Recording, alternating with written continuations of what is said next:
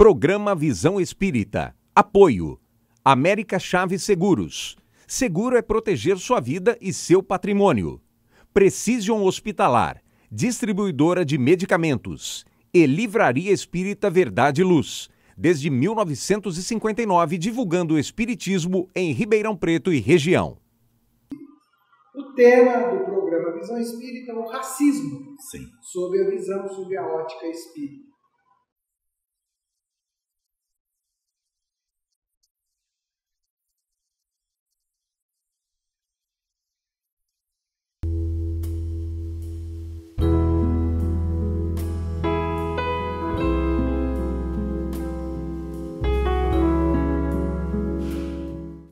O programa Visão Espírita pede licença para entrar no seu lar, levar uma mensagem de fé, de otimismo e de muita esperança. O programa Visão Espírita, como prometido no nosso último encontro, continua a conversa agradável, fraterna, consoladora com o nosso companheiro, divulgador da causa espírita, secretário da Federação Espírita do Estado de Rondônia, engenheiro eletrônico, analista do IBGE, Jorge Elahá. Bem-vindo, Jorge Elahá, à nossa conversa do Visão Espírita. Prazer muito grande, Zola, estar mais uma vez aqui na presença dos nossos telespectadores e dos nossos internautas para mais uma atividade nossa de divulgação da mensagem espírita.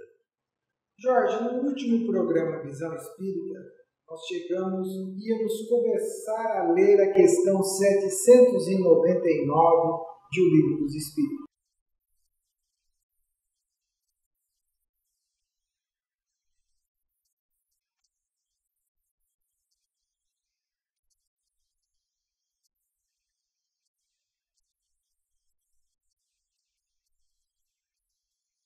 Isso é muito interessante, porque a gente fica assim imaginando, o Espiritismo pode contribuir? De que maneira que o Espiritismo pode contribuir? Porque você vai perceber que o mundo está cheio de religiões, está cheio de doutrinas.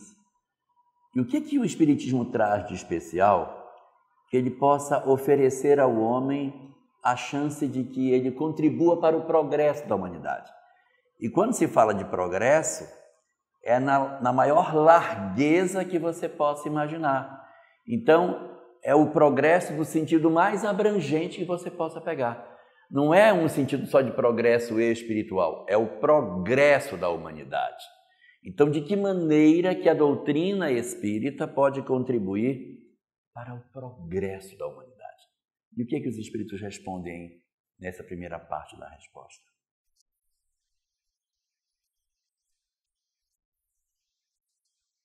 Olha só, esse é um ponto interessante. Nós estamos em 1857. Em 1857, ainda não se sabia que o materialismo assumiria o comando do controle ideológico do Ocidente. Em 1857, havia os acenos de que o materialismo estava querendo destruir os ideais religiosos, destruir o pensamento sobre o espiritual. Mas ainda não tínhamos vivido esses 200 anos, que vêm do século XIX até agora, em que efetivamente observa-se uma desconstrução progressiva dos ideais espirituais. A gente observa hoje, comparado com essa fotografia batida em 1857, o quanto que a humanidade caminhou lamentavelmente para a implantação do materialismo sobre o mundo. Houve um enfraquecimento da fé, houve uma diminuição do fervor religioso das criaturas. É lógico que a gente tem as pessoas dentro das igrejas hoje, isso é verdade. Mas do lado de fora das igrejas, o que tem de desinteresse pelo espiritual é muito grande. Porque no passado, ainda que nós não tivéssemos o volume de pessoas que temos hoje dentro das igrejas, as pessoas que estavam do lado de fora viviam uma vida mais alinhada com um pensamento religioso, ainda que não fossem reais profitentes da religião. Mas havia uma forma como que social de regras para se viver. As regras foram todas quebradas, porque na medida em que você retira a figura de Deus do cenário do mundo, você retira a necessidade de obediência de regras. Por que eu eu vou obedecer regras se Deus não existe? Então, este conceito produziu um aumento da promiscuidade, um aumento da drogadição, um aumento da violência e, consequentemente, uma desesperança, um processo de angústia, crescimento do vazio existencial, de uma série de problemas que os espíritos já antecipam nessa resposta, combatendo o materialismo. Ele já enxergava ali o desdobrar dos séculos seguintes com os agravamentos que a nossa sociedade teria com o crescimento da ideia que estava nascendo no século XIX.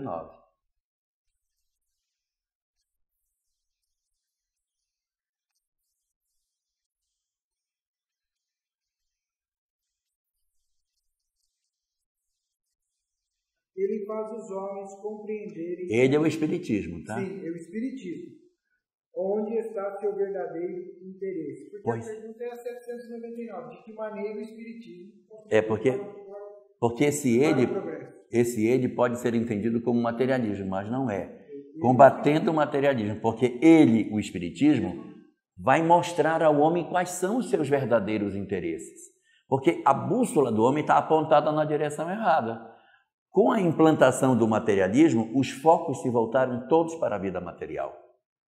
Todas as baterias das pessoas estão voltadas para os interesses materiais. Então você vê que há um acentuado interesse do culto ao corpo, que nós não tínhamos nas gerações anteriores.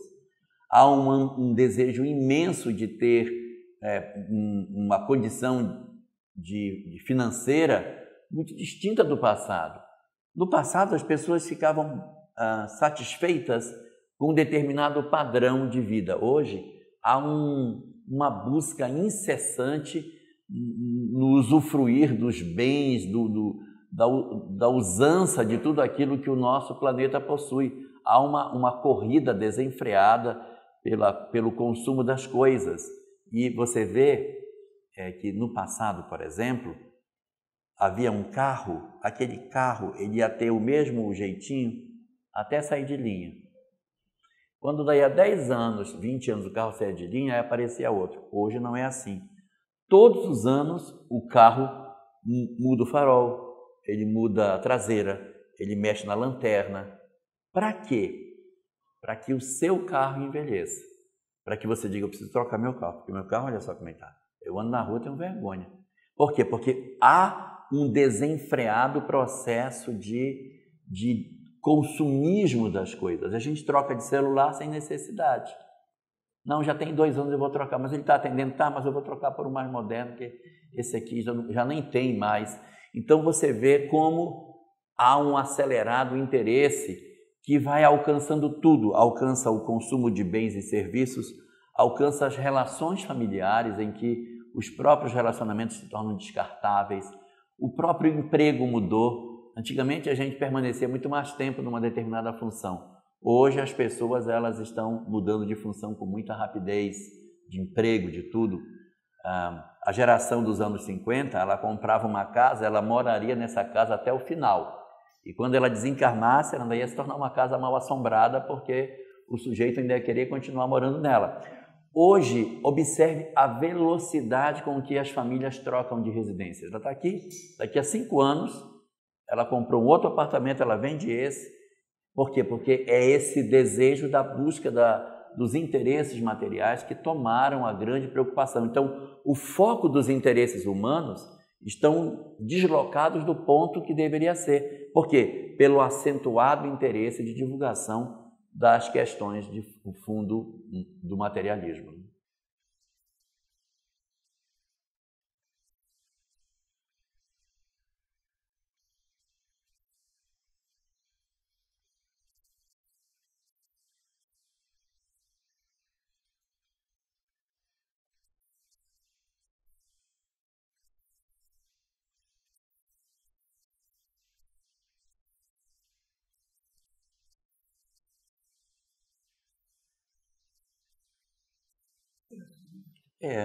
De um lado, um grupo preocupado com determinadas questões, eu não digo nem só do aquecimento global, mas do uso do recurso. Então se discute muito reciclar, reutilizar, reaproveitar, reduzir, você procurar, não, eu não vou fazer isso. Aproveita esse material, usa de novo, para não lançar na natureza tanto lixo, tanto resíduo sólido como a gente tem lançado, que atualmente é um dos graves problemas dos centros urbanos, é o destino dos resíduos sólidos, tanto residenciais como os industriais, comerciais. Então, de um lado, você tem um pessoal preocupado com a redução de tudo isso, da interferência do elemento humano no ambiente onde nós nos movimentamos, no consumo de bens, na forma como a gente predatoriamente avança sobre os lagos, sobre os oceanos, a poluição. Então, há um pessoal muito preocupado com isso, com justa razão. Mas no reverso da medalha, há um outro grupo que diz, não, mas a gente tem que consumir, vamos incentivar o consumo. E aí é que está a habilidade nossa de termos a capacidade de enxergarmos que a gente não pode se lançar a um consumo desenfreado. Aproveitando aí o livro dos Espíritos, nós temos uma questão, a 922. Lê para nós aí. Essa questão 922, ela é um espetáculo.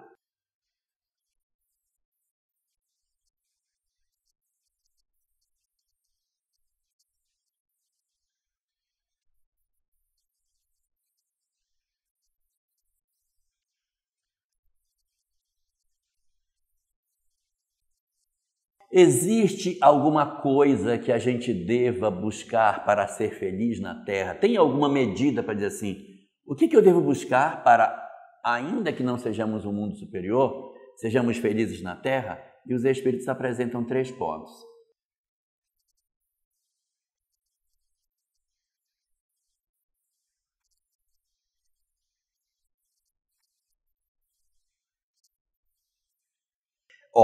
São 3 pontos. A posse do necessário. Não é a posse de tudo, é a posse do necessário. Então, o que eu preciso para viver? Quais são as coisas que são necessárias para a minha existência? A posse do necessário. E fazendo um parênteses dentro disso, tem uma passagem no Antigo Testamento em que Jacó, ele está no alto do monte e ele se encontra com um ser superior, que lá é apresentado como o Senhor. Ele conversa com o Senhor no topo do monte. E o Senhor diz para ele, pede o que tu quiseres e eu te darei. Já pensou? Você estar diante de um ser superior que diz para você, pede o que tu quiseres que eu te darei. Resposta de Jacó para ele, eu quero 2 coisas. Pão para comer e roupa para vestir. Ele não pede nem pão para acumular.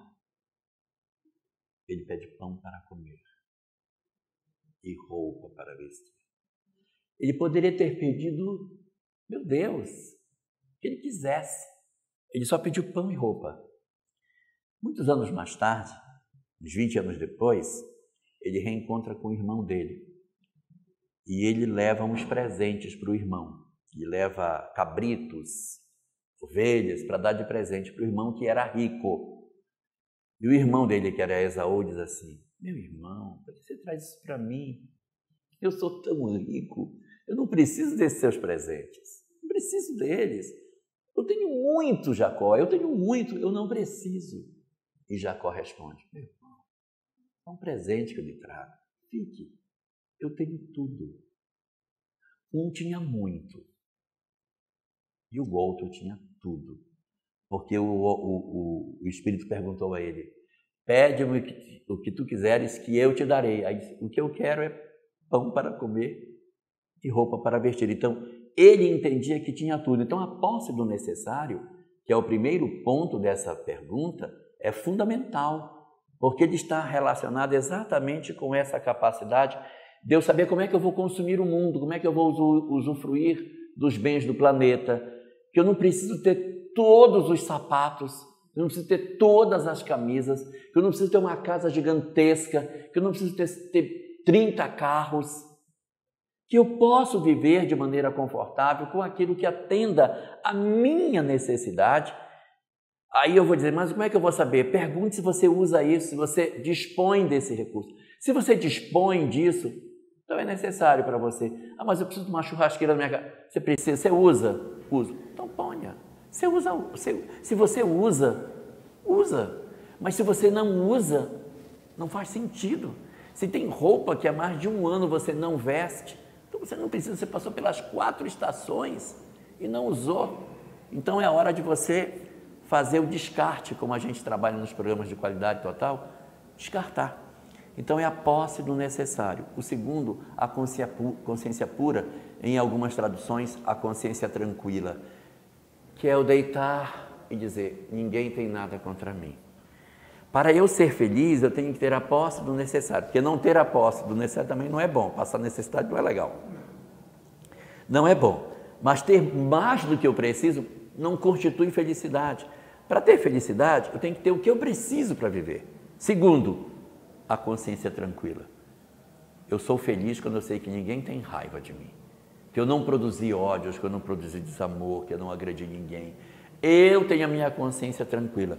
Eu posso até ter pessoas que não gostem de mim, mas eu guardo a consciência tranquila de que eu não fiz nada contra essas pessoas. E o terceiro ponto, a fé no futuro. Então é a posse do necessário, a consciência tranquila e a fé no futuro. A posse do necessário é um processo de autoconhecimento. É eu diante de mim mesmo, é o amar a si. A consciência tranquila é saber que eu não tenho nada contra ninguém e ninguém tem nada contra mim. É a relação com o outro, com o próximo. E a fé no futuro é a certeza de que Deus cuida de todas as coisas. Amar a Deus, amar ao próximo e amar a si mesmo. A gente volta sempre para o princípio daquilo que Jesus colocou, que nesse mandamento estaria contido toda a lei e os profetas. Continuando na resposta.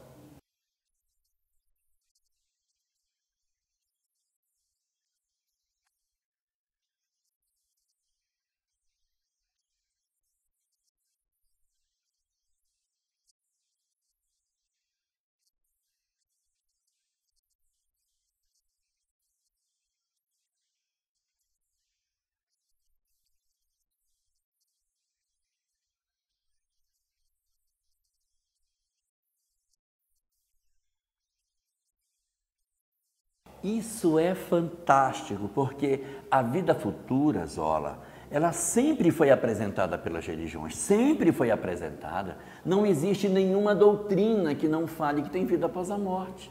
Qual é a religião que não diz que nós temos uma alma que vai ao mundo espiritual e que vai ser, digamos assim, julgada e que vai para destinos distintos? Todas falam.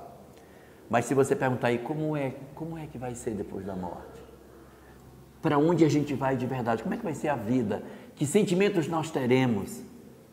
As religiões não têm uma resposta satisfatória sobre isso. Então, a vida futura, ela está coberta por um véu. Eu entrevejo, mas eu não percebo claramente. Então, há alguma coisa velada da vida futura. Nós não conseguimos ter uma nitidez de como é que se dá o processo da vida após o momento do fim da vida física.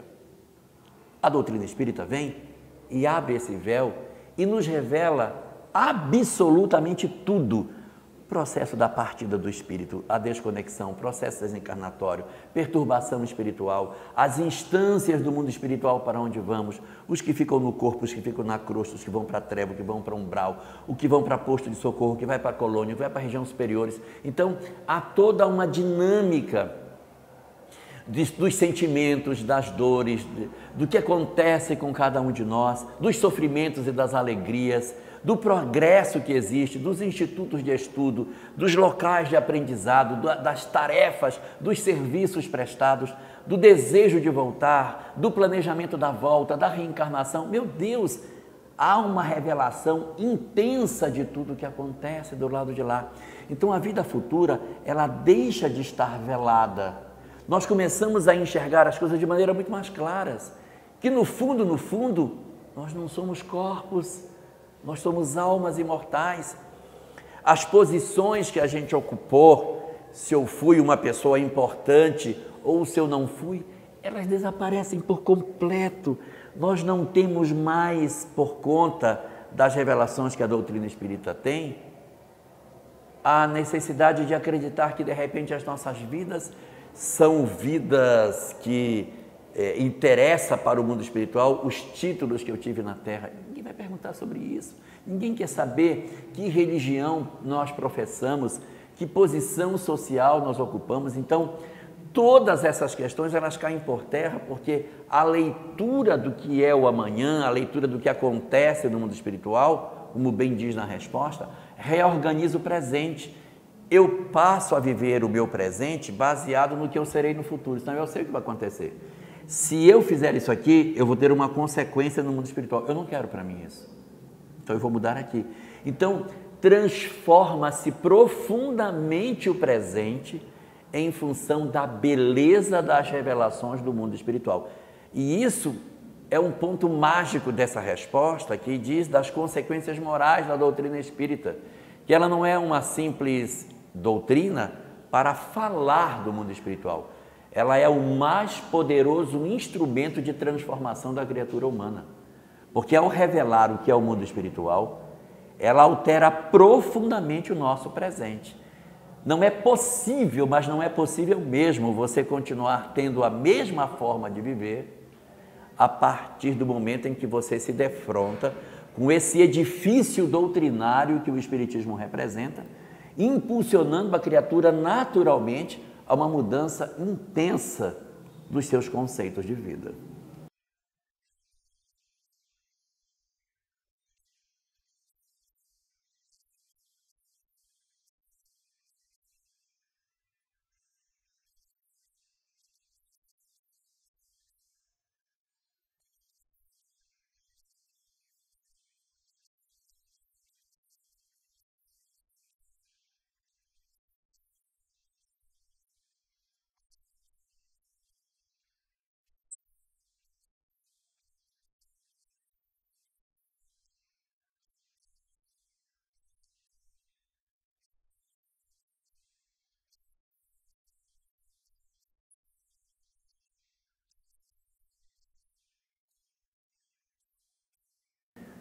Então, nós temos os preconceitos de seitas. Em que sentido?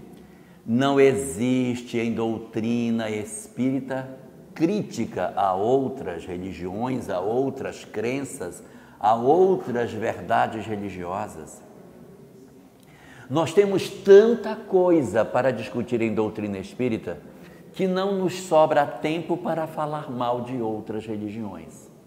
Quando nós temos a possibilidade de comentar sobre outras doutrinas religiosas, será sempre no sentido construtivo, porque o objetivo da doutrina espírita, como diz no comecinho dessa resposta, é combater o materialismo e não é o espiritualismo. Então, se as outras religiões também sugerem que o homem tem uma parte espiritual, por que eu vou combater alguém que também está na mesma direção que eu, que está do mesmo lado, combatendo o materialismo?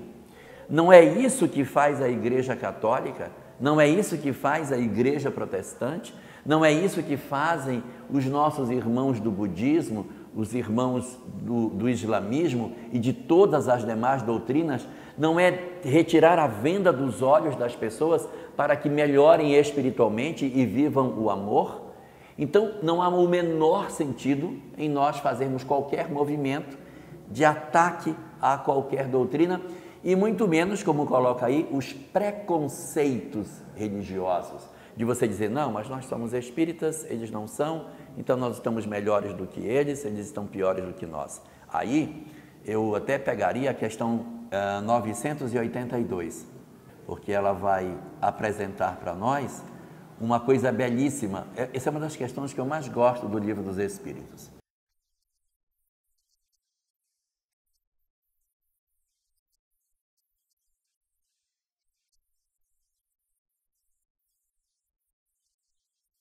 Viu?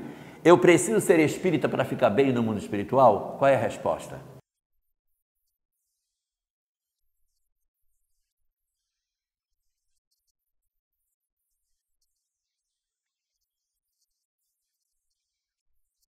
Então, não existe, pode voltar para lá, não existe, portanto, para a doutrina espírita o preconceito de seitas, de religiões, de doutrinas, não pode ter, nem de castas. Por que não? Se somos reencarnacionistas, qual é o sentido de eu achar que eu sou melhor do que alguém, se isso é apenas corpo, se isso é apenas casca?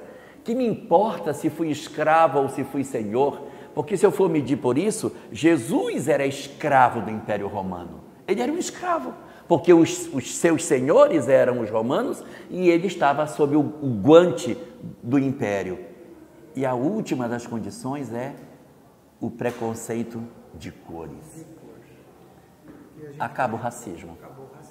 Então não tem sentido em doutrina espírita nós falarmos nada com relação à cor de pele, como se ela fosse um indicativo de progresso ou não, na medida em que somos reencarnacionistas e que o objetivo da doutrina espírita é combater os preconceitos religiosos, os preconceitos de casta e os preconceitos de cor ou raça.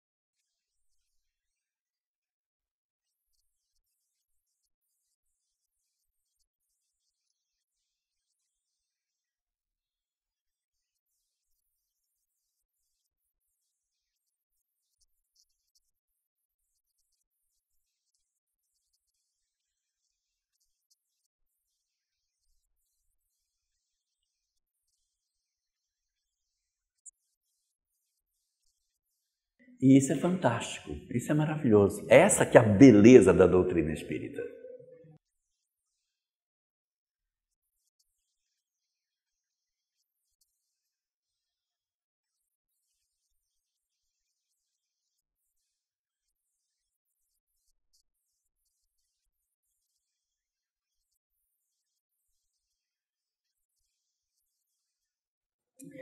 A minha mensagem de encerramento é para aqueles que hoje possuem os seus conflitos familiares.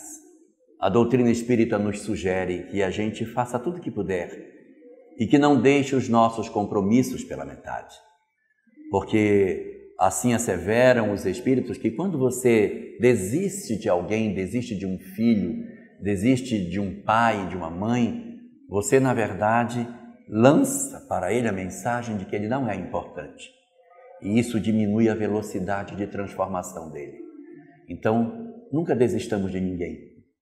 Coloquemos em prática todo o amor que a gente puder.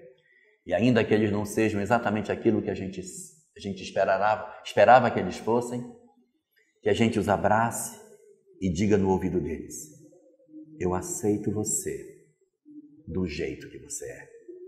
Você não precisa ser perfeito para merecer o meu amor.